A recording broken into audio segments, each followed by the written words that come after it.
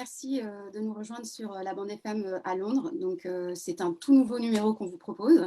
Donc, c'est un numéro où on vous donne la parole, où vous pouvez partager vos témoignages, intervenir, poser des questions. Et pour cette toute première émission, nous avons un invité assez exceptionnel puisque c'est Alexandre Holroyd, qui est député des Français d'Europe du Nord, donc des Français du Royaume-Uni. Il sera là pour répondre à toutes vos questions concernant la crise sanitaire actuelle. Donc, bonjour Monsieur le député, merci d'être parmi nous, merci de votre participation et merci de répondre aux questions des Français du Royaume-Uni, parce que les questions sont nombreuses, comme vous pouvez l'imaginer. Ben, bonjour et merci à vous. C'est un plaisir d'être de renouveau à Londres, comme votre fond d'écran le montre. On se sent chez soi. Exactement, avec le Tower Bridge juste derrière moi. Donc, on a beaucoup de questions qui nous sont déjà arrivées par email, mais le but, c'est quand même une émission où on vous donne la parole. Donc, l'idée, c'est que vous nous rejoigniez sur Zoom. Donc, on a un petit lien qui est mis sur notre Facebook Live. Donc, n'hésitez pas à nous rejoindre sur le Zoom pour intervenir et interagir directement avec Monsieur le député, puisqu'il est aussi là pour ça. Donc, avec moi, pour que je vous explique un peu le côté technique, une fois que vous êtes sur Zoom, vous pourrez intervenir grâce à une petite boîte questions-réponses. Donc, il suffira de lever la main. Donc, on vous donnera la parole. Et justement, Eric Gendry, qui est journaliste pour French Morning, sera là pour relayer vos questions, vous donner la parole. Donc, n'hésitez pas vraiment à participer parce que c'est vraiment le but. Et le député est là, donc profitez-en. Donc, évidemment, alors, les questions sont nombreuses, comme je l'ai dit, et notamment beaucoup de questions sur la fameuse quarantaine. On pourrait plutôt dire quatorzaine. Donc, il y a une semaine, le Royaume-Uni a annoncé la mise en place d'une quatorzaine obligatoire. Et en réciprocité, la France a annoncé une quatorzaine, mais celle-ci volontaire. Donc, est-ce que vous pouvez un peu nous expliquer les différences en fait, entre les deux, ce qu'on devra faire et ce qu'on ne devra pas faire une fois qu'on arrive au Royaume-Uni, et une fois qu'on est en France, ce qu'on aura le droit de faire et pas faire? Monsieur le député. Alors, absolument. Bon, déjà, merci beaucoup de me recevoir. C'est un grand plaisir de participer à cette première. Et puis, je trouve que c'est une occasion fabuleuse de pouvoir répondre à des questions qui nous concernent au quotidien, parce que cette crise, c'est une crise évidemment qui a beaucoup de dimensions, hein, qui est économique majeure, sanitaire majeure, mais qui impacte très pratiquement le quotidien de chaque Français, et puis plus largement en ce moment presque de chaque personne sur la planète. Je reçois beaucoup de questions sur cette question du voyage, en fait, en tout cas des déplacements intra-européens. Et je pense que ce qu'il faut garder premièrement à l'esprit, c'est que toutes les mesures qui sont en place, en tout cas toutes celles qui sont en place entre le Royaume-Uni et l'Union européenne, au sein de l'Union européenne, de l'espace Schengen et de ce qu'on appelle l'espace économique européen, ce qui inclut la Norvège et quelques autres pays, ce sont des mesures temporaires. Elles étaient plus strictes avant, elles ont été relaxées un peu entre-temps au fur et à mesure qu'on commence et qu'on déconfine progressivement, et elles ont vocation à évoluer dans le temps. Donc autant je peux répondre très précisément à la situation aujourd'hui, je sais par exemple que demain le gouvernement fera une série d'annonces supplémentaires qui iront probablement dans le sens d'un allègement de ces mesures, et progressivement on espère qu'on sera en mesure, et c'est ce qui définira notre capacité de faire ceci, c'est l'évolution du virus, d'amoindrir de plus en plus les contraintes avec le temps. Donc, surtout, je répondrai à toutes vos questions, mais il faut rester au fait de l'actualité parce qu'elles sont susceptibles, ces conditions, de changer dans les semaines qui suivent et en amont de l'été, en juillet et en août tout particulièrement. Aujourd'hui, qu'est-ce qui se passe ? Il y a eu un accord entre le Premier ministre britannique et le président de la République pour ne pas avoir de quatorzaine, vous avez raison, je pense que c'est le précis, c'est-à-dire de confinement obligatoire à l'entrée des territoires au fur et à mesure qu'on déconfinait. Alors les Britanniques qui vivent une situation sanitaire qui est la leur ont fait le choix de mettre en place une quatorzaine pour le coup assez stricte côté britannique, avec des obligations de contrôle très strictes également. Nous, par souci sanitaire et de réciprocité, ce qu'on a proposé, c'est de mettre une quatorzaine volontaire, c'est-à-dire qu'il est évident que les Français, de toute façon, quelles que soient les conditions, même au cœur du confinement, ont toujours le droit de rentrer en France. Ils l'auront toujours, ça c'est un droit constitutionnel. Ce qu'on demandera juste aux Français qui ne présentent pas de symptômes, parce que dans le cas où ils présentent des symptômes, c'est un petit peu différent, qui ne présentent pas de symptômes, c'est de rester 14 jours confinés chez eux. C'est-à-dire dans leur résidence en France ou là où ils vont en France, pour s'assurer que le trafic, la circulation du virus soit moindre en Europe. Après, il y a une chose qui est importante à prendre en compte, c'est qu'un voyage, c'est l'aller, c'est aussi le retour. Et du coup, il faut être assez clair pour tous ceux qui choisissent de venir en France, que par contre, au retour, ils seront soumis aux obligations britanniques, qui, à mon avis, sont susceptibles d'évoluer dans le temps aussi, mais aujourd'hui, qui requièrent un confinement assez strict. Donc, il faut être, je pense, clair. Depuis le début de la crise, pour des moyens impérieux, on peut voyager dans l'espace Schengen. Aujourd'hui, on peut le faire de façon plus facile, mais l'idée n'est pas de faire des allers-retours comme on le faisait avant, entre guillemets. Et en tout cas, tant que la mesure côté britannique reste cette mesure de quatorzaine, ça ne sera pas le cas, effectivement. Et même du côté français, ce qu'on incite, et là où on compte sur le sens du devoir de chacun, le sens de la responsabilité de chacun, c'est de ne pas faire ces allers-retours qui pourraient propager le virus, ou en tout cas redémarrer la propagation du virus tel qu'on l'a connu en mars ou en avril. Eric, je crois que quelqu'un veut intervenir, il me semble. Monsieur le député, bonjour d'abord. Une question, alors c'est une question un peu compliquée parce que la situation l'est. C'est une question donc qui nous vient de Arnaud Flecchia, qui doit être en ligne, me semble-t-il, avec nous. Arnaud, est-ce que vous êtes avec nous? Bonjour, monsieur le député. Bonjour à tous. J'ai une question assez simple. Dans l'hypothèse que vous décrivez, monsieur le député, d'un aller-retour en France, on revient en Angleterre, donc on est soumis à la quatorzaine qui, elle, pour le coup, est complètement contraignante en Angleterre. Et ma question, c'est pendant cette quatorzaine, et peut-on quitter le pays, en fait? Voilà, c'est-à-dire qu'on reste chez soi pendant, j'en sais rien, 10 jours. Est-ce qu'on peut revoyager à l'étranger ou ça, c'est pas possible? Voilà. Alors, bonjour Arnaud, et merci beaucoup pour la question. C'est une très bonne question. Alors, moi, les dispositifs britanniques, je les connais pas parfaitement, mais ce qui est très clair, c'est que la quatorzaine, telle qu'aujourd'hui elle a été annoncée par le gouvernement britannique, non. Une fois que vous rentrez, d'ailleurs, si vous rentrez en ce moment, enfin à partir du 8 juin plutôt, si vous rentrez au Royaume-Uni à partir du 8 juin, vous serez, entre guillemets, assigné à résidence. C'est-à-dire que vous devrez rester dans votre résidence principale et du coup, vous n'aurez plus le droit, ne serait-ce que d'aller à l'aéroport ou au travail, si votre bureau a réouvert. Donc, à partir du moment où vous rentrerez au Royaume-Uni, vous faites votre retour au Royaume-Uni, vous serez soumis, si cette disposition ne change pas, à une quatorzaine stricte et du coup dans l'impossibilité juridique de voyager et de repartir en France ou dans un autre pays.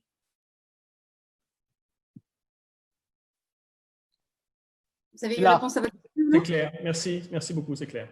N'hésitez pas, hein, comme Arnaud, à lever la main et poser vos questions parce que le député est vraiment là. Et on voulait aussi rappeler que pour l'instant, la mesure britannique, elle a été décidée pour 3 semaines, donc jusqu'à fin juin, avec une révision possible d'ici la fin juin. Donc, il y a beaucoup de gens qui nous posaient des questions, notamment par mail, sur est-ce que cet été, je vais pouvoir après revenir et est-ce que je vais devoir passer une quatorzaine au Royaume-Uni? On n'en sait strictement rien. Je ne me trompe pas, monsieur le député. Pour l'instant, c'est des mesures qui sont renouvelables ou pas, d'ailleurs, et renouvelables du côté français, comme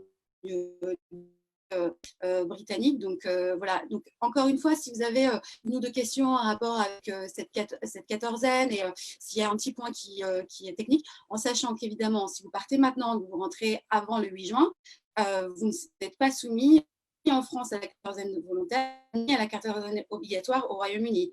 C'est bien ça?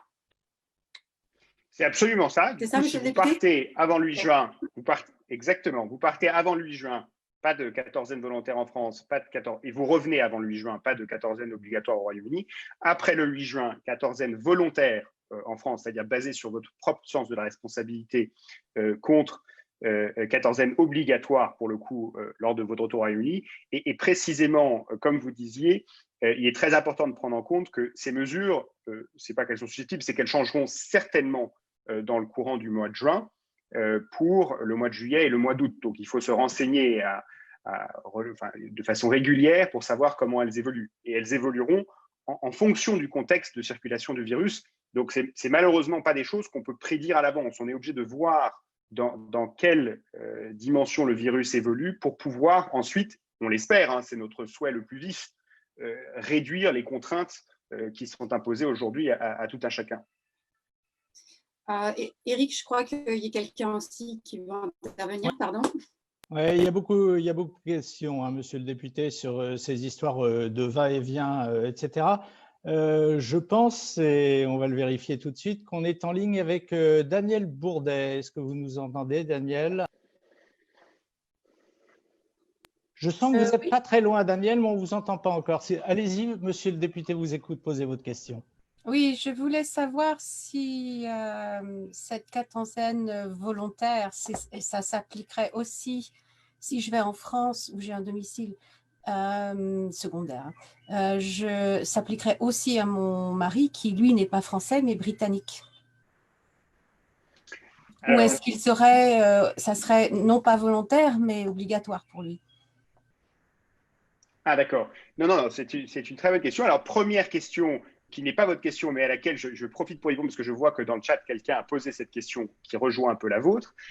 C'est que si vous avez un conjoint, si vous êtes français ou française et que vous avez un conjoint ou des enfants d'une autre nationalité, ils ont les mêmes conditions d'entrée sur le territoire que vous. C'est-à-dire qu'ils ont le droit de rentrer sur le territoire, ils ont les mêmes obligations que les vôtres, mais ils sont protégés, entre guillemets, par votre nationalité française, que ça soit vos enfants, votre mari ou votre femme, ou votre conjoint ou votre conjointe dans un sens plus large. La quatorzaine volontaire, du côté français, elle s'appliquera à l'intégralité des gens qui rentrent sur leur territoire, indépendamment de leur nationalité, que ceux-ci soient britanniques, de pays tiers, c'est-à-dire de pays non européens, ou français. Donc, on demande, le gouvernement, par souci de limiter ces risques de virus, demande à ceux qui viennent potentiellement en France, comme c'est votre cas, rejoindre une résidence secondaire pour y passer quelques semaines, juste de rester chez eux dans cette résidence secondaire et de respecter une quatorzaine volontaire pour s'assurer après d'être libre de leur mouvement dans la plus grande mesure. Après, il faut bien prendre en compte qu'il y a plusieurs étapes à faire pour venir en France.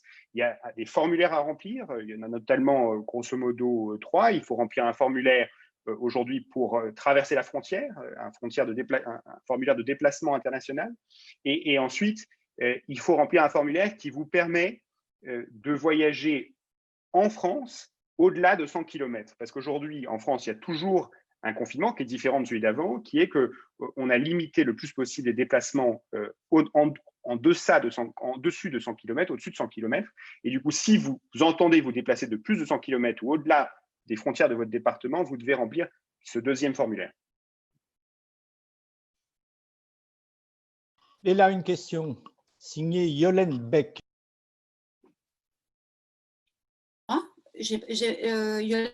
Pardon, c'est moi qui dois poser. Je vais la poser si vous voulez. C'est pas très important de toute manière. Voilà. Oui, pardon. La question... Non, parce que je pensais. Pardon. Pardon, monsieur le député, c'est les aléas du direct à distance et qui plus est avec ces moyens techniques qui ne sont pas toujours d'une fiabilité terrible et puis le décalage arrange souvent pas les choses.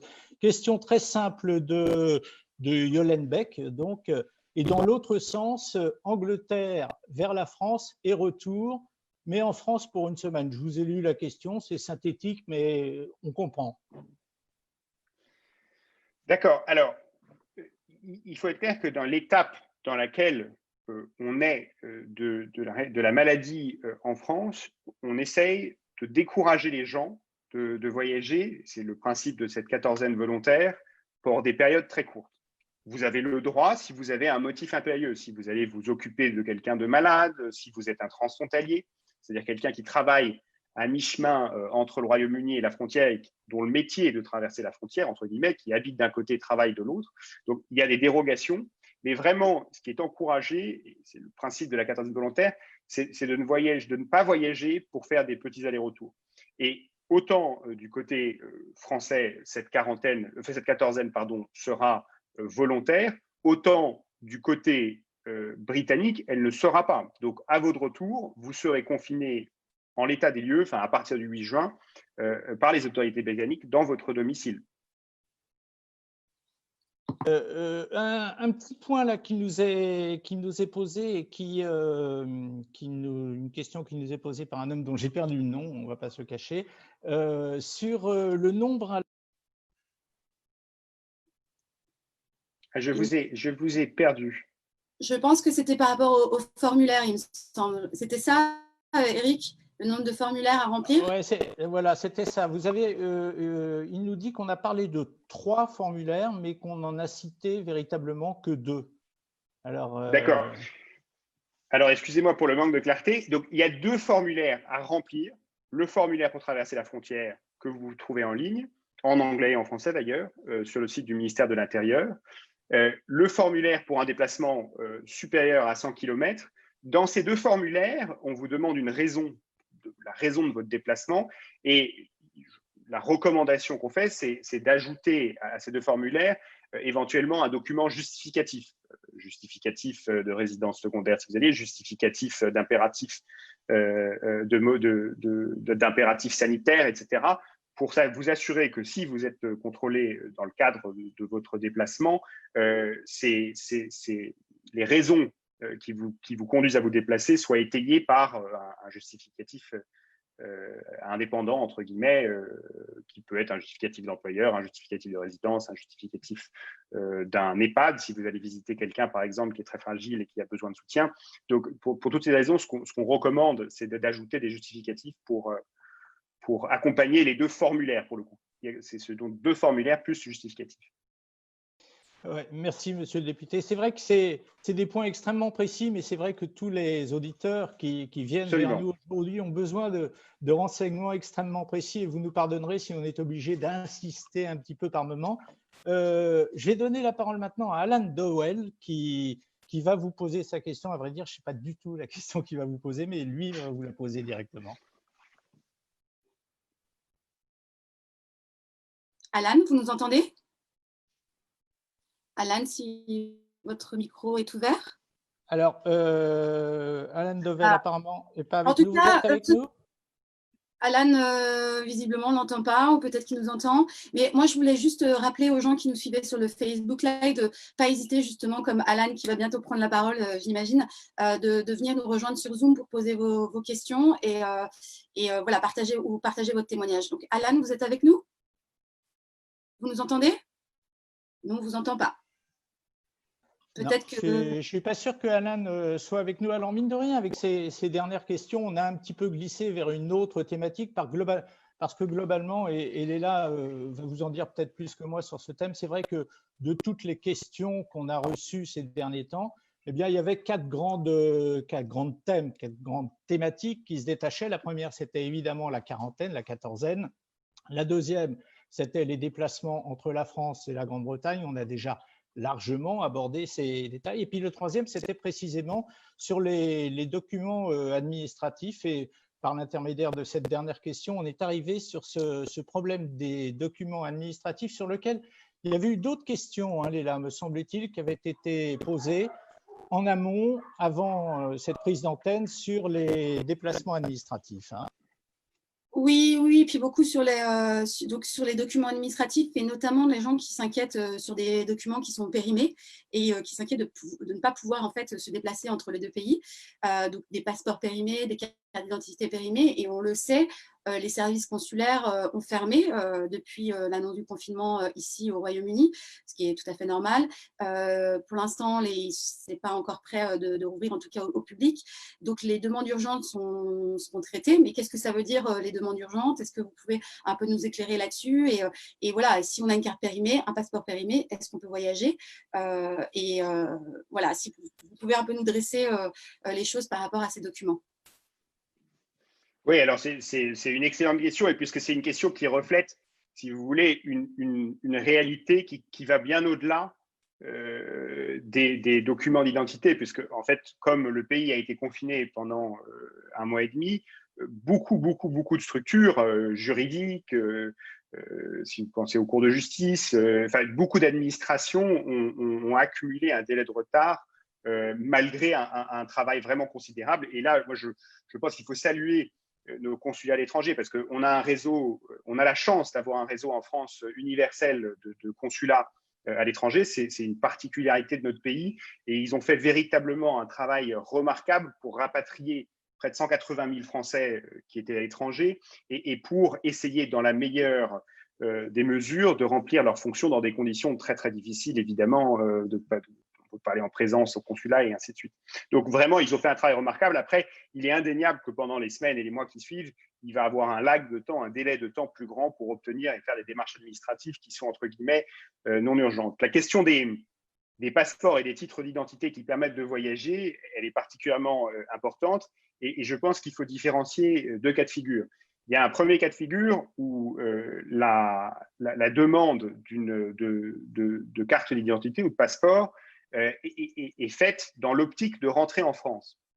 Et dans ce cadre-là, s'il y a des raisons très urgentes, des raisons vraiment impératives de rentrer en France, le consulat peut être en mesure, sur demande, et c'est une décision qui lui revient, selon l'urgence de la situation, de remettre un laissez-passer qui vous permet de rentrer en France. J'ai eu plusieurs cas de gens qui me disaient qu'ils avaient un voyage prévu entre le pays dans lequel ils habitent, au Royaume-Uni, en l'occurrence, c'était quelqu'un qui habitait dans un des pays nordiques, et qui allait dans un autre pays.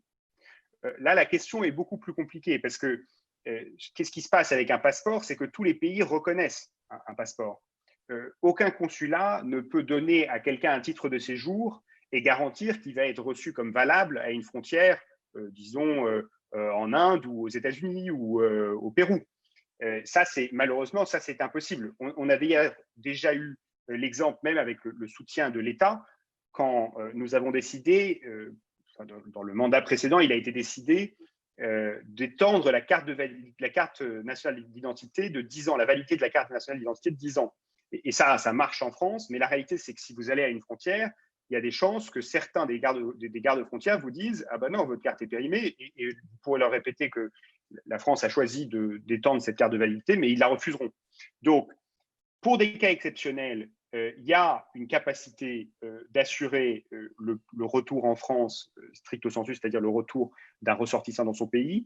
Par contre, il est impossible pour les consulats et il est impossible d'envisager, enfin en tout cas c'est quasiment impossible d'envisager que les consulats puissent se mettre à émettre des titres d'identité qui ont vocation à servir de passeport pour des voyages entre deux pays qui ne sont pas la France et ainsi de suite. D'accord. Mais par exemple, on parlait des urgences tout à l'heure, il y a eu pas mal de questions qui nous sont arrivées sur les déménagements. Il y a des gens qui avaient déjà organisé des déménagements pour rentrer en France, etc. Et donc, est-ce que, par exemple, ça peut être un motif d'urgence? Par exemple, voilà, pouvoir demander un passeport en urgence, une carte d'identité en urgence, pouvoir organiser ça. Et est-ce qu'on a besoin d'autres documents pour prouver ce déménagement? Comment ça se passe? Oui, alors, dans le cadre du déménagement, c'est considéré comme un facteur dérogatoire parce que c'est un changement de résidence primaire. Donc, vous changez de résidence principale, donc vous avez le droit, et ça fait partie des clauses dérogatoires qui vous permettent d'avoir le droit de rentrer en France dans ce cadre-là. Il faut, cela dit, à nouveau scinder ça de l'idée que si vous avez une cause d'urgence, on va vous obtenir un passeport. Aujourd'hui, le passeport, il y a plusieurs étapes, mais par exemple, les usines qui font les passeports physiquement ont été mises à l'arrêt. Donc, elles ont un temps de retard également. Donc, ce qui est possible dans des cas urgents traités par le consulat, c'est d'avoir un titre qui vous permet de rentrer en France si vous avez véritablement un motif impérieux.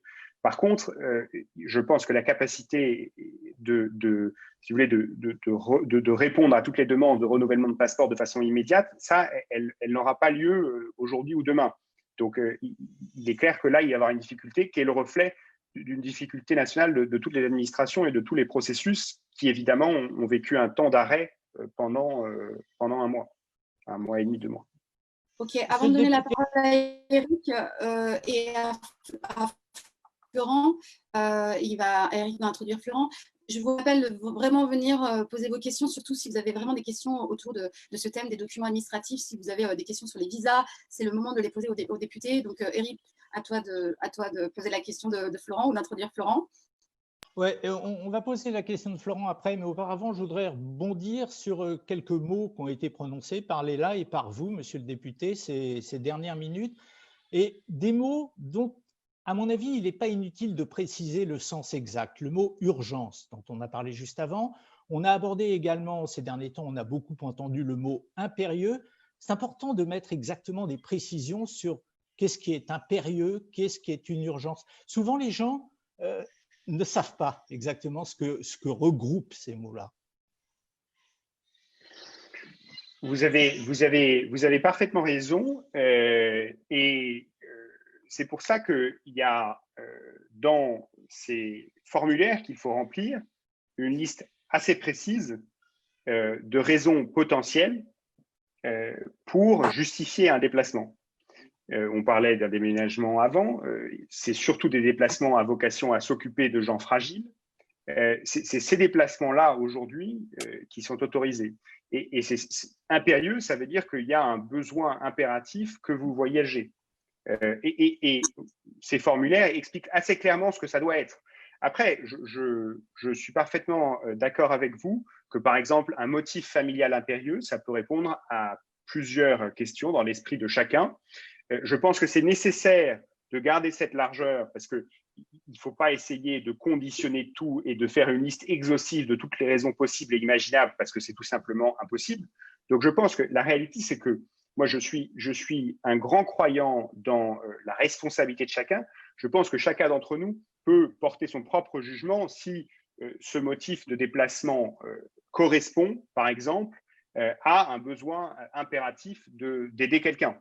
Je pense qu'on est capable de le faire et que chaque Français à l'étranger, que chaque, d'ailleurs, personne qui voudrait entrer sur le territoire français est capable de se poser cette question et d'y répondre de façon adéquate.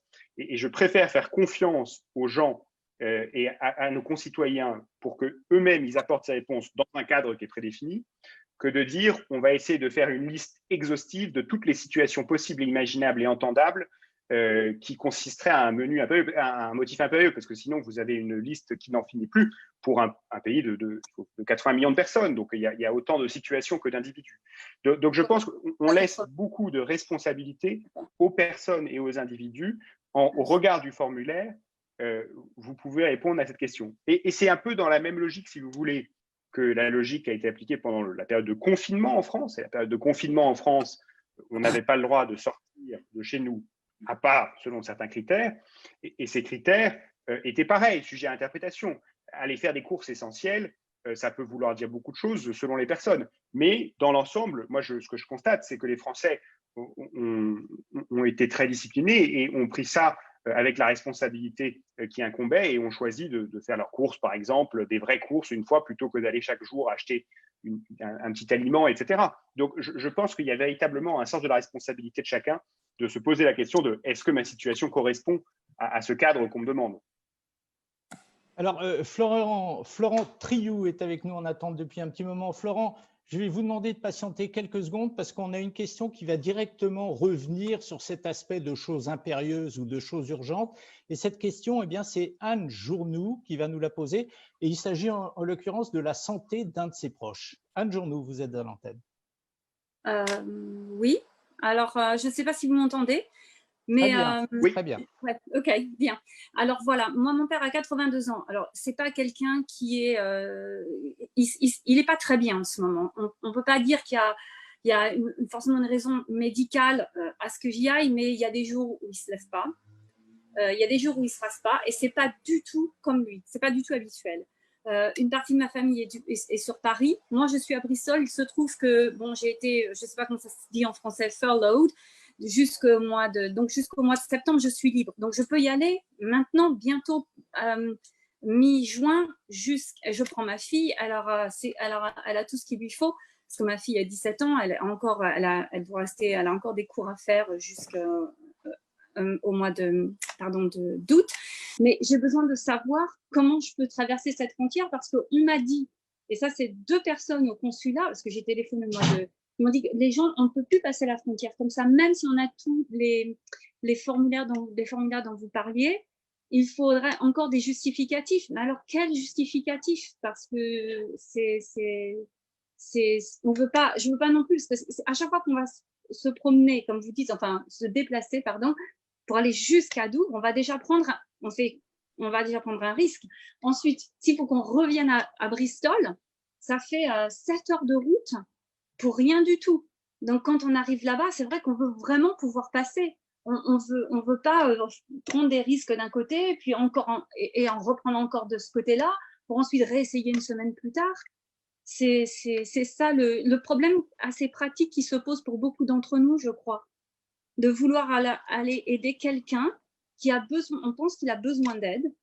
On est libre, on peut le faire et savoir ce qu'on peut faire pour passer la frontière.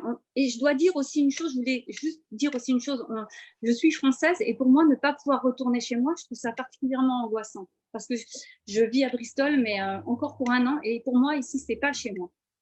Donc, voilà, c'est plus chez moi. Pour mes enfants peut-être, mais pas pour moi. Donc, ça, c'est aussi difficile émotionnellement de pas pouvoir retourner en France, aider mon père qui a besoin d'aide.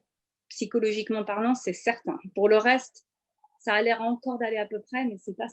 Et je sais pas quoi faire. Bon, merci beaucoup pour cette question, Anne, et je comprends parfaitement le tourment dans lequel vous êtes. Je veux juste réitérer une ou deux choses. Même au cœur du confinement, un Français, une Française a toujours le droit de rentrer en France. C'est un droit constitutionnel. Aucun gouvernement n'a le droit de changer ce droit. Le Conseil d'État a déjà statué dessus. Si vous vous présentez à une frontière et que vous avez un passeport français, il est interdit de vous enlever le droit de rentrer sur le territoire national. Donc, première chose, il faut que je le répète avec conviction, parce que j'ai interpellé le ministre de l'Intérieur sur ce sujet tout particulièrement il y a quelques semaines, quand ACA s'est présenté. Un agent de la frontière n'a pas le droit de refuser l'entrée sur le territoire à un citoyen français. C'est un droit qui vient avec la nationalité. Donc, ça, c'est la première chose. Deuxième chose, les frontières n'ont jamais été fermées. C'est-à-dire que même pendant la période de confinement, il y a toujours eu une capacité de traverser la frontière en respectant, à nouveau, on revient, certaines conditions, c'est-à-dire en ayant un statut particulier, en ayant aidé quelqu'un, enfin, toute une série de dérogations qui sont prévues dans ces attestations. Dans votre cas particulier, aider un parent d'un certain âge qui a besoin d'aide, c'est un motif impérieux. Il est prévu noir sur blanc sur le formulaire de croisement de frontières et vous avez impérativement le droit de le faire. Et une des raisons, pour en revenir à la question de M. Génry, pour laquelle on ne voulait pas contraindre toutes les situations, c'est que, par exemple, on ne pense pas que c'est à nous, aux législateurs ou au gouvernement, de commencer à définir qu'est-ce que c'est qu'une souffrance psychologique qui justifie pour que la famille traverse la frontière, etc.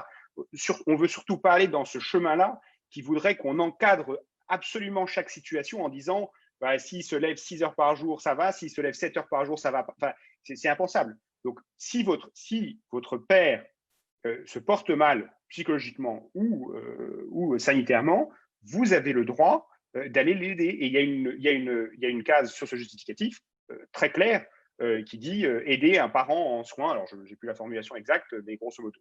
Si vous pouvez obtenir, dans le meilleur des cas, parce qu'il est possible que vous soyez contrôlé, si dans le meilleur des cas, vous pouvez obtenir des documents qui prouvent ça, bon, c'est le cas de figure idéal. Une attestation d'un médecin, une attestation d'un EHPAD, je ne sais pas si votre père habite seul, enfin, n'importe quelle attestation qui prouve ces éléments, si vous voulez, ça remplit la fonction d'assurer que votre motif est réel et tangible. Si vous ne le pouvez pas et que vous considérez que c'est impératif de rentrer, vous avez le droit de le faire. C'est-à-dire que le justificatif, moi, c'est un conseil que je donne parce que ça vous facilitera la vie si jamais vous avez un contrôle. Mais la réalité, c'est que vous avez le droit de rentrer avec les deux justificatifs, les deux formulaires. Après, le justificatif, c'est un supplément. Et moi, je recommande aux gens d'avoir des suppléments parce que comme ça étaye ce qu'ils disent. Je reviens quand même à l'essentiel de votre question. Vous considérez que votre père de 82 ans se porte mal. Personne n'est le juge ou ne doit se prétendre le juge de cette considération. Vous êtes française, vous avez le droit de rentrer en France, vous occuper de lui, vous et votre fille. Alors après, pour le voyage de Bristol à Douvres, qui est du coup de la juridiction britannique, là, il faut se reporter aux contraintes britanniques et je ne suis pas sûr s'il y a un justificatif de voyage international équivalent à celui français au Royaume-Uni. C'est peut-être quelque chose qu'on peut vérifier et revenir par vous si vous nous laissez vos données pour qu'on puisse correspondre. Mais en tout cas, il est très clair que vous avez le droit de rentrer en France, vous occuper de lui. Monsieur le député, que j'ai été clair. J'essaye. Enfin, moi j'ai l'impression que vous l'avez été.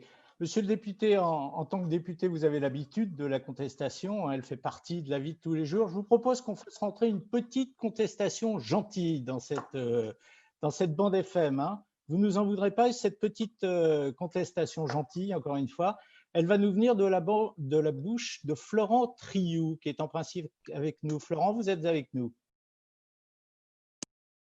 En principe. Oui, pardon, j'essayais de unmute mon micro. Bonjour. Je ne sais pas si c'est une contestation, mais en fait, moi, je voulais juste savoir quel est le risque, que je risque si je voyage en France pour une raison qui n'est pas jugée importante ou signifiante par les autorités, mais principalement au niveau national, parce que, par exemple, moi, je vis dans le nord de la France, enfin, mes parents vivent dans le nord de la France.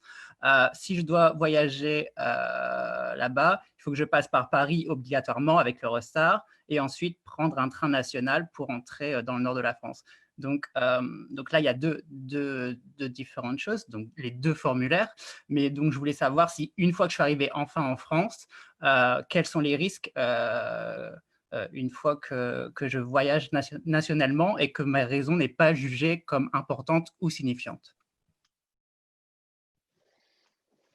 Alors, c'est une très bonne question. Il n'y a pas trop de… Je ne pense pas que c'est la conversation, c'est une très bonne question. Bon, ouais, juste, avant de répondre à la question, et juste en parenthèse, parce que je ne sais pas si on va changer de sujet, mais avant qu'on change de sujet, j'aimerais dire, pour toutes ces questions pratiques, surtout, moi, je veux dire à tous vos auditeurs et à tous nos auditeurs qu'il faut surtout ne pas hésiter à prendre contact avec mon équipe parlementaire et moi-même, et on répond à toutes les questions qui nous viennent.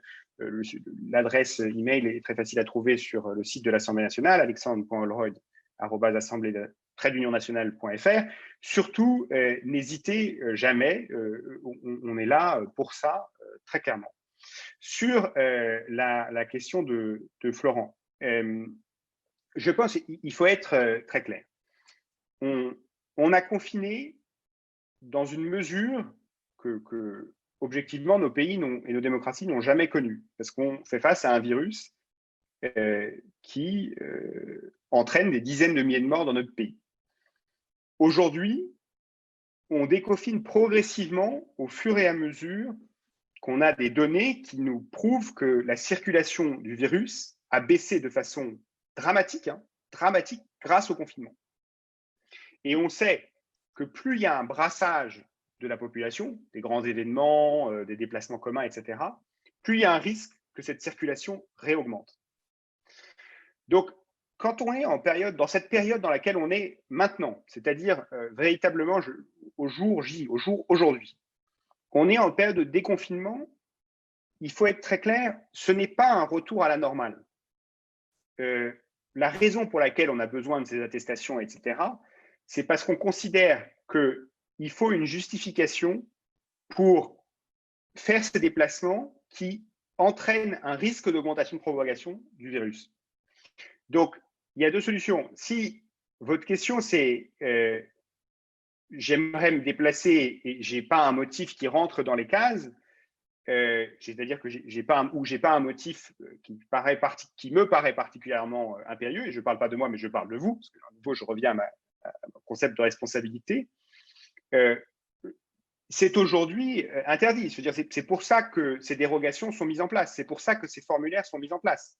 Aujourd'hui, ce qu'on vous demande de faire, c'est de ne pas voyager à l'international et ne pas voyager au-delà de 100 km en France, à part si vous avez un motif impérieux. Et dans ce cadre-là, vous êtes susceptible, si vous êtes contrôlé, d'avoir des amendes, et des amendes qui sont coûteuses, très clairement. Mais au-delà de l'amende et du risque de l'amende, parce que je ne pense pas que c'est vraiment la question qu'on doit se poser collectivement et individuellement en ce moment. La question qu'on doit se poser collectivement et individuellement en ce moment, quand on est face à un tel risque sanitaire, qui véritablement a des conséquences catastrophiques pour une partie de la population, particulièrement nos aînés, d'un point de vue santé, c'est est-ce que j'ai impérativement besoin de faire ce voyage ? Et ça, c'est une question, au fond, qui vous revient autant qu'elle revient aux autorités. Et moi, je crois profondément qu'on est tous assez responsables pour répondre proprement à cette question. Monsieur le député, on a énormément de questions. Donc, vous qui êtes de l'autre côté, qui nous posez vos questions, vous ne nous en voudrez pas. On ne va pas pouvoir passer tout le monde à l'antenne. En revanche, Alexandre Leroy, je vais vous poser une question courte et je vous demanderai une réponse très courte. Et puis après, on va aller retrouver Léla. C'est une question de Jérôme Mullier. Quand, j'imagine la réponse, hein, quand sera levé pour les Français non résidents le fait qu'aller dans sa résidence secondaire n'est pas un motif impérieux? C'est un mot qu'on n'aime pas tellement, le quand on est actuellement dans la majorité, non, monsieur le député? Mais c'est un mot qui est difficile parce que il faut être très clair. On a beaucoup d'inconnus sur ce virus. J'ai promis d'être bref, donc je vais être bref. On a beaucoup d'inconnus sur ce virus. Et on sait qu'il y a un temps de latence entre le moment où on change une politique, par exemple, on commence le déconfinement, et le moment où l'impact sur nos hôpitaux, sur nos salles d'urgence, l'impact sanitaire se fait sentir. L'impact de près 15 jours, qui est le délai d'incubation du virus. Donc, on doit en gros prendre une décision et attendre un certain temps avant de voir si cette décision a un impact négatif, positif ou neutre sur la circulation du virus.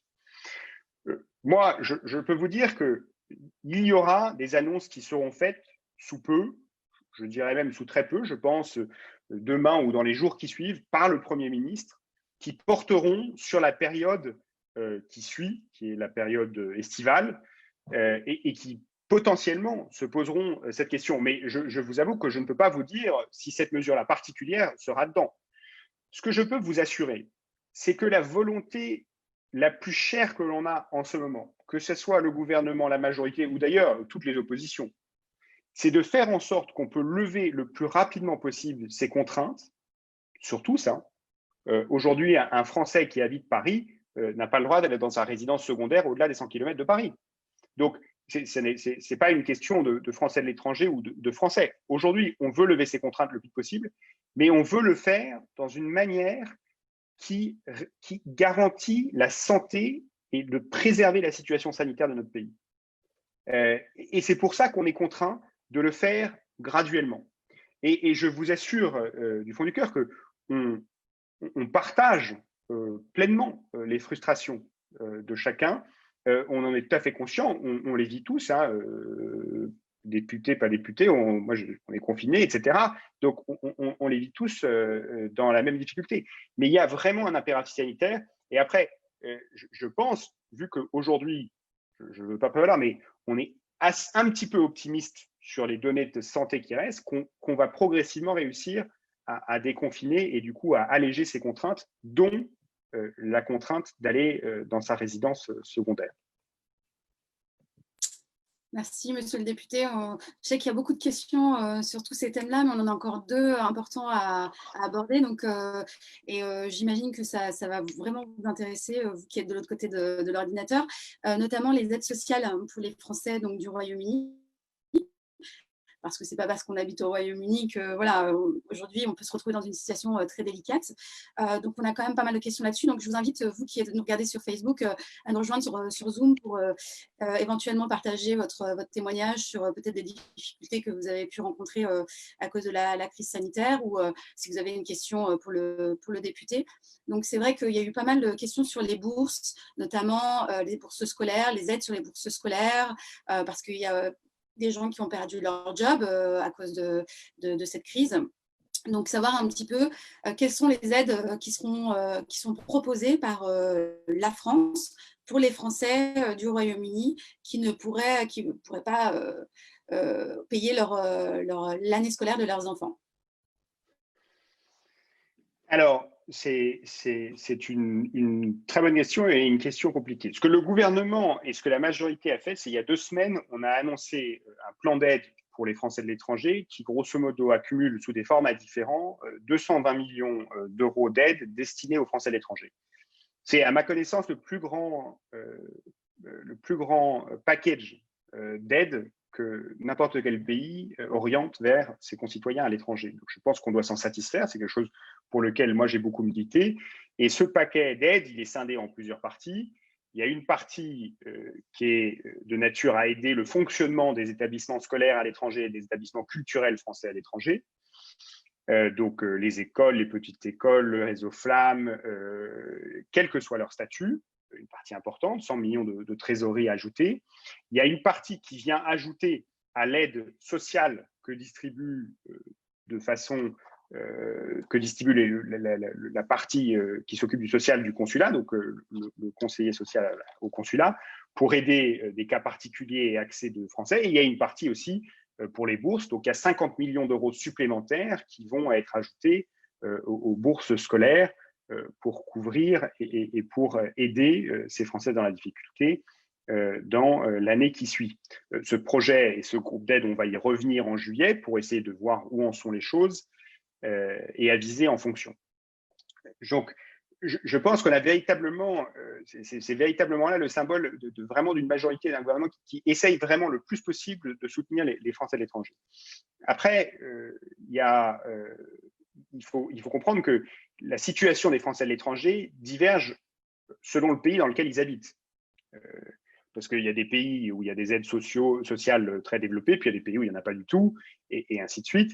Et du coup, il y a une répartition qui va se faire entre ces pays selon les questions. Donc, ça dépend un peu de quelles aides sociales. Le consulat, il va être en mesure d'aider ponctuellement, pas de façon récurrente, des Français qui ont une situation sociale difficile, de les aider à rentrer en France où un Français est susceptible de bénéficier d'une aide sociale, de toutes les aides sociales disponibles en France, et ainsi de suite. Et du coup, ça, c'est l'objectif véritablement de l'aide sociale consulaire qui va être augmentée de 50 millions d'euros. Pour les bourses scolaires, il va y avoir une augmentation qui va être faite dans les conditions qu'on connaît pour les bourses scolaires pour s'assurer qu'elles soient ou suppléées ou augmentées, etc., selon les cas de figure, décidées notamment en partie par les élus locaux et les ambassades. Après, il y a une troisième question. Je suis déjà fait une réponse longue, mais c'est une question compliquée, qui sont des aides sociales entendues au sens le chômage partiel, des aides sociales ciblées qui sont territorialisées. C'est-à-dire que chaque pays, face au Covid, a pris ses propres responsabilités et a mis en place des aides sociales plus ou moins généreuses pour faire face à la situation économique qui est très difficile et qui va probablement le rester pendant un moment. Ça, c'est une question différente, parce que ces aides sociales, elles ne sont pas conditionnées par la nationalité, elles sont conditionnées par le lieu de résidence. Donc la France, par exemple, le chômage partiel en France, il est accessible à n'importe qui vit en France et qui travaille en France, quelle que soit son origine. Pareil au Royaume-Uni, pareil au Danemark, pareil en Finlande. Donc, si vous voulez, un Français qui habite à l'étranger et qui travaille à l'étranger, qui est salarié, disons, au Royaume-Uni, il tombe, entre guillemets, dans la juridiction d'aide sociale britannique. Et du coup, il est susceptible d'accès à toutes les aides sociales britanniques. Donc, il y a une petite différence à faire entre le type d'aide sociale dont on parle. Oui, vous avez répondu, c'est bien, monsieur le député, parce que vous avez répondu à tout plein de questions qui nous avaient été posées en amont. Vous avez parlé des gens qui étaient salariés en Grande-Bretagne. Vous savez que nous, à French Morning, on s'adresse beaucoup aux entrepreneurs français à l'étranger. Quid en matière d'aide pour les entrepreneurs français sur votre zone? Écoutez, les entrepreneurs, comme les salariés, entre guillemets, mais de façon différente que les salariés, en France, il y a eu tout un mécanisme de soutien à l'entrepreneuriat français qui a été mis que ce soit auto-entrepreneur ou entrepreneur, qui a été proposé, que ce soit à la fois sur les entrepreneurs eux-mêmes et sur les entreprises propres. Mais à nouveau, quand on rentre dans le cas de figure des entrepreneurs, c'est-à-dire, prenons un exemple, je ne sais pas, d'un restaurateur français qui a un petit restaurant ou un café ou une boulangerie au Royaume-Uni, qui a plusieurs employés, tous les mécanismes d'aide britanniques lui sont disponibles. Parce que, et c'est d'ailleurs au fond assez logique, quand un entrepreneur ouvre une entreprise, même s'il est français à Londres, il paye ses impôts au Royaume-Uni, ses cotisations sociales au Royaume-Uni, son assurance chômage au Royaume-Uni, et le jour où il arrive quelque chose, le système de solidarité britannique lui vient en soutien. Pareil pour un entrepreneur au Danemark, en Suède ou en Norvège, et pareil pour un entrepreneur d'ailleurs britannique ou étranger en France, qui a droit au soutien qui existe pour les entrepreneurs en France. Donc ce soutien aux entrepreneurs, il est national comme l'imposition des entrepreneurs est nationale. Donc, à nouveau, je pense qu'il faut être assez clair sur la question. L'aide sociale très généreuse que le gouvernement français propose aux Français de l'étranger, elle a vocation à s'orienter vers vraiment des problèmes sociaux graves qui ne sont pas des problèmes systémiques de changement de conditions économiques, si vous voulez. S'il y a une crise économique, on traverse une crise économique mondiale en ce moment, hein, dans tous les pays de la planète, les mécanismes de soutien sont territorialisés et sont nationaux. Ok, donc d'abord privilégier les demandes d'aide sur le territoire britannique avant de demander en somme des aides peut-être plus françaises, si je résume bien en gros, c'est un peu ça. Ben, c'est très difficile, en fait, si vous voulez, c'est très difficile d'anticiper quelque chose de contraire, parce que c'est un entrepreneur français au Royaume-Uni, le nombre d'employés qu'il a, combien il les paye, quelles conditions de salaire ils ont. Tout ça, c'est l'administration britannique qui le connaît. L'administration française, elle n'a aucune idée de combien d'employés un entrepreneur français au Royaume-Uni a, de quelles sont leurs conditions salariales, de quelles sont leurs conditions contractuelles. Elle n'a d'ailleurs aucune idée de quelles sont les relations contractuelles, parce que c'est du droit de l'emploi britannique. Si vous voulez, moi je veux être très franc, il paraît presque impossible pour n'importe quel État au monde d'essayer de développer un régime de soutien aux entrepreneurs qui devrait s'adapter à toutes les juridictions différentes de la planète, à tous les droits du travail différents de la planète, à tous les systèmes d'imposition différents de la planète. C'est pour ça qu'on vit dans un monde où il y a un lien qui est fait entre où est-ce que vous mettez votre entreprise, vous créez une entreprise dans un lieu, vous payez vos impôts dans ce lieu-là et vous êtes sujet aux mécanismes de solidarité de ce lieu-là.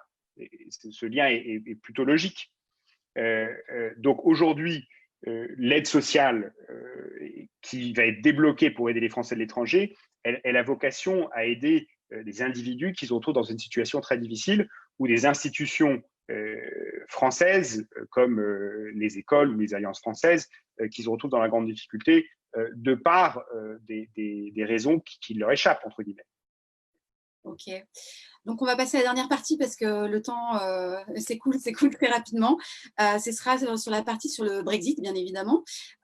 Du coup, alors aujourd'hui, là, il y a cette crise sanitaire qui peut potentiellement pousser les Français à rentrer déjà en France. Mais il y a aussi ce Brexit qui arrive. Donc, les discussions sont encore en route avec Michel Barnier. Il reste un dernier round, je crois, de discussion d'ici le mois de juin. Mais bon, ça ne se présente pas super bien, apparemment, depuis le mois de mai.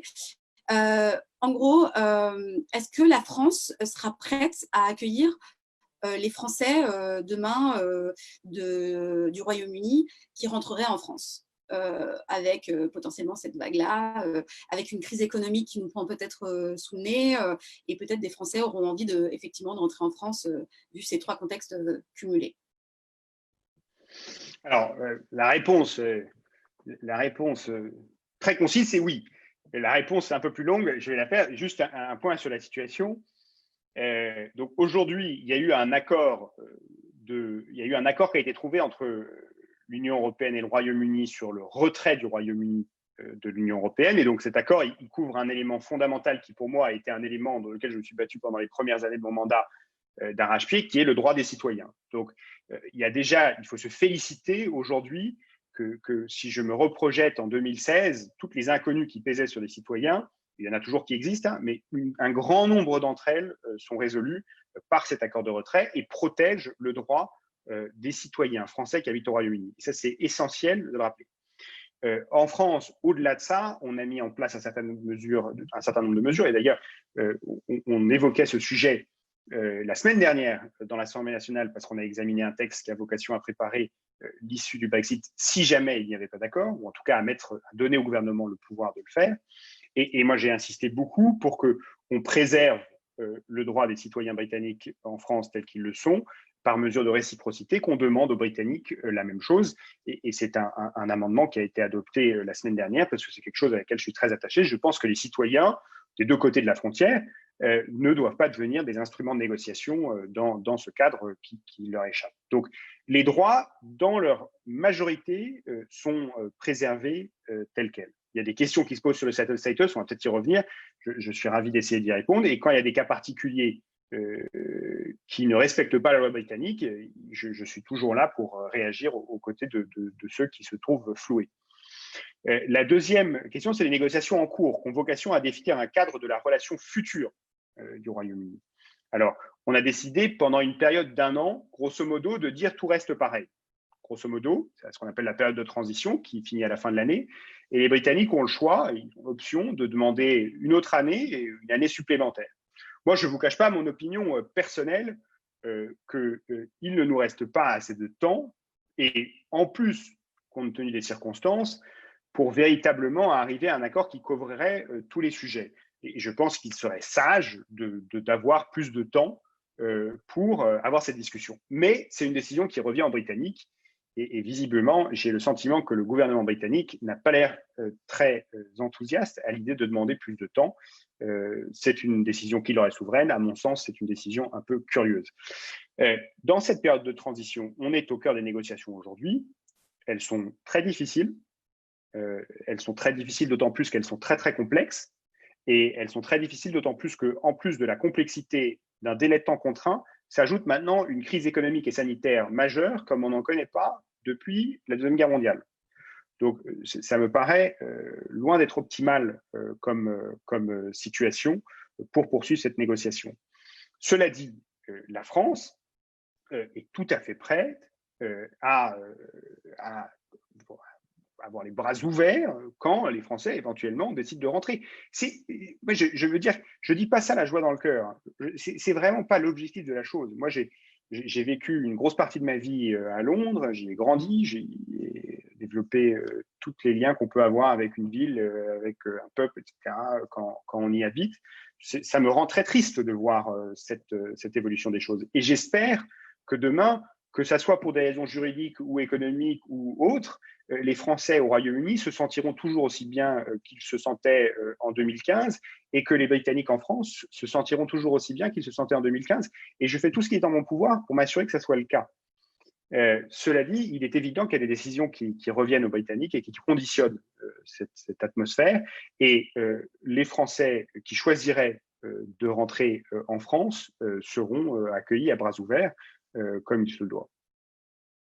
Alexandre Holroyd, je voudrais poser une question là plus à l'homme qu'au député. Il est 17h57, on va bientôt arriver au terme de cette émission. Et pour l'instant, on vous a demandé plein de renseignements pratiques, c'est ce que demandaient effectivement nos auditeurs, mais je voudrais vous poser une question sur les hommes. Moi, je réalise à longueur d'année des podcasts sur des Français qui travaillent à l'étranger, des entrepreneurs français qui travaillent à l'étranger. Et j'ai senti ces derniers mois sur le Royaume-Uni une très, très grande tristesse, une très, très grande amertume que vous ressentez vous-même, c'est ce que vous venez de nous dire. Mais ces gens-là, ces entrepreneurs français qui ont monté leur business pour certains d'entre eux il y a 6 mois, qui là-dessus se sont pris le Brexit et juste derrière le coronavirus, ces gens-là qui sont souvent, pour avoir parlé avec eux, je le sais, qui sont souvent dans une grande forme de détresse, quel serait le message que vous leur adresseriez au nom du gouvernement français? Bon, et si je leur adresse un message au nom du gouvernement français, c'est le député plutôt que l'homme qui parle alors. Mais moi, je leur dirais,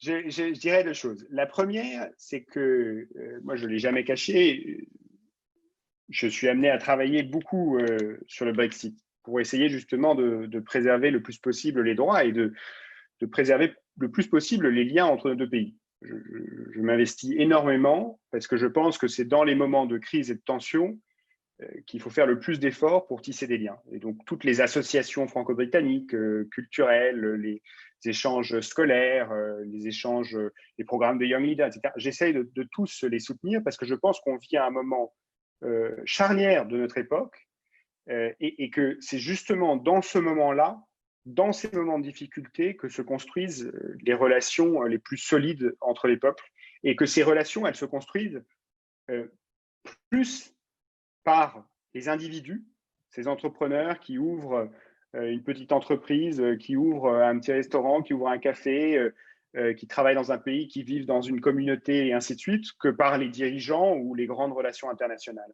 Donc, je pense que chacun doit sentir, enfin, moi en tout cas, c'est la façon dont je vois les choses, c'est que voilà, c'est une décision qui attriste, je pense, beaucoup d'entre nous, que les Britanniques ont pris, mais il faut maintenant s'assurer qu'on essaye de construire et de protéger les liens humains, affectifs qu'on a développés et économiques qu'on a développés entre nos deux pays, et qu'ils sont une contribution majeure à ça, majeure. Ils sont un élément déterminant de ce lien qui unit nos deux pays. Et que justement leur mission, elle est d'autant plus importante dans cette période difficile qu'elle ne l'est quand tout va bien, et qu'ils sachent, ce que je répondais plus tôt, c'est que de toute façon, quelles que soient les circonstances, la France aura toujours les bras ouverts le jour où un Français décide de rentrer en France, quels que soient les tenants, les aboutissants de sa décision. Alors, on va terminer pour ceux qui veulent rester du coup au Royaume-Uni, et donc on va finir avec les demandes de settle status. Donc, c'est vraiment le moment, vous qui nous regardez sur Facebook, de nous rejoindre pour poser vos questions sur justement les demandes de settle status. Donc là, a priori, sur les derniers chiffres du Home Office, il y a à peu près 135 000 Français qui ont fait leur demande de settle status ou de pré-settle status. Donc, savoir un petit peu, si pour vous déjà c'est suffisant, est-ce que ça a montré qu'en un an les Français se sont quand même bien engagés sur leurs demandes, ou est-ce qu'il y a encore des messages à faire passer auprès des Français sur voilà, leurs demandes à faire là dans l'immédiat? Et puis c'est vrai que bon, il y en a qui sont toujours un petit peu dans l'attente, mais pareil, avec cette crise sanitaire, les services du home office étaient fermés, on ne pouvait pas envoyer le passeport pour des questions d'hygiène, etc. Donc enfin, voilà, si aujourd'hui il y avait encore un message à passer auprès des Français du Royaume-Uni par rapport à ces demandes de settle status, quelle serait-elle? Et ensuite, s'il y a des inquiétudes par rapport à l'obtention ou un refus, ou est-ce que vous avez déjà eu vent d'un refus de la part du Home Office pour un Français, et comment ça se passe dans ces cas-là? Beaucoup de questions. Non, mais c'est une question essentielle, hein. C'est quand même... Enfin, le titre de séjour de quelqu'un dans son pays, c'est quand même ce qui lui permet de tout faire, hein, de travailler, d'avoir accès à la sécurité sociale, aux services sociaux et ainsi de suite. Donc, c'est un sujet fondamental sur lequel je travaille depuis 3 ans. Ouais, j'aurais plusieurs messages. Le premier, c'est faites le settle status. Faites-le le plus tôt possible. Moi, je me souviens d'avoir des échanges dans des permanences, d'avoir des échanges quand je faisais des réunions publiques au Royaume-Uni avec des gens qui me disaient je vais attendre la fin, etc. Il y a une chose que la crise du coronavirus nous enseigne, par exemple sur les passeports, c'est jamais une bonne idée d'attendre la fin, on ne sait jamais ce qui se passe. Si vous pouvez le faire le plus tôt possible, mieux c'est. Donc déjà, faites le settle status, faites-le le plus vite possible. C'est un statut très, très protecteur. Vraiment très protecteur, plus protecteur que n'importe quel autre statut qui a été développé par n'importe quel autre pays, hein, pour un régime de pays tiers. Donc, c'est un statut très, très protecteur, pas parfait, mais très, très protecteur. Dites aux gens autour de vous de faire le settle status, parce que là, vous avez mis le doigt sur un de mes sujets majeurs d'inquiétude, c'est qu'il y a beaucoup de Français qui ne savent pas qu'ils doivent faire cette démarche. Et moi, depuis 3 ans, je prends mon bâton de pèlerin et j'essaye le plus possible d'aller les voir. Alors, depuis 3 mois, d'aller les voir un peu moins, j'en conviens, mais de les voir peut-être en ligne sur un ordinateur, et de leur dire, il faut que vous fassiez cette démarche. Moi, à chaque réunion publique que j'ai fait, à chaque permanence que j'ai fait, j'ai des gens qui sont venus me voir et qui m'ont dit, mais je n'ai pas besoin de le faire parce que ça fait 20 ans que j'habite ici. Moi, je travaille ici, donc je n'ai pas besoin de le faire. Si, il faut le faire. Et il faut le faire le plus rapidement possible. Et moi, j'ai des discussions très exigeante. J'en ai eu une la semaine dernière avec les autorités britanniques, et je plaide pour que les Britanniques laissent plus de temps, parce que je suis conscient qu'il y a des Français, il y en a beaucoup, qui ne sont pas au courant de cette obligation. Il y a des Français qui, par exemple, sont plus fragiles, des gens qui n'ont pas l'accès à Internet, ou qui n'ont pas accès à un smartphone, ou qui sont tellement bien ancrés dans leur communauté dont ils ont fait leur vie, dans leur vivier, que ça leur traverse même pas l'esprit qu'ils devraient faire une procédure alors que ça fait 40 ans qu'ils vivent dans un village en Écosse sans problème. Donc, j'essaye en ce moment de faire et de pousser pour qu'il y ait une campagne nouvelle de communication qui soit lancée à destination de ces Français. Je répète et je répète et je répète autour de moi, parlez-en autour de vous, aidez les gens qui peuvent le faire. Je sais par exemple qu'à Londres, il y a des conseillers consulaires, des délégués consulaires. Je pense à Patricia Connell, par exemple, qui fait un travail remarquable pour essayer d'aider les gens à faire la démarche, d'accompagner ceux qui sont dans la difficulté à faire la démarche. Si vous avez des difficultés, tournez-vous vers des gens comme Patricia Connell, ou d'ailleurs, écrivez-nous, on vous aidera, on trouvera. Et moi, de mon côté, j'essaye le plus possible à la fois de répondre à toutes ces questions et de l'autre côté, à m'assurer deux choses. Un, que le settled status soit respecté, parce que c'est une chose d'avoir le cadre juridique qui est satisfaisant, plus ou moins. C'est une autre chose de s'assurer qu'il soit bien respecté par les autorités. Donc, à chaque fois qu'il y a des cas de discrimination sur des gens qui ont cette status, comme ça a été le cas récemment, je mobilise les gens. On en a parlé l'autre jour avec Nathalie Loiseau, qui a écrit une tribune dans le Guardian à ce sujet, pour m'assurer que les Britanniques sont au courant, qu'on regarde ce qu'ils font et que le settled status, c'est du droit britannique. Maintenant, il faut le respecter. Ça correspond à une égalité de traitement dans un logement, dans un emploi et ainsi de suite, accès à la sécurité sociale. L'accès, vous parliez au chômage partiel, idem. Donc ça, moi, j'en parle régulièrement avec les services britanniques à Londres et avec l'ambassade ici.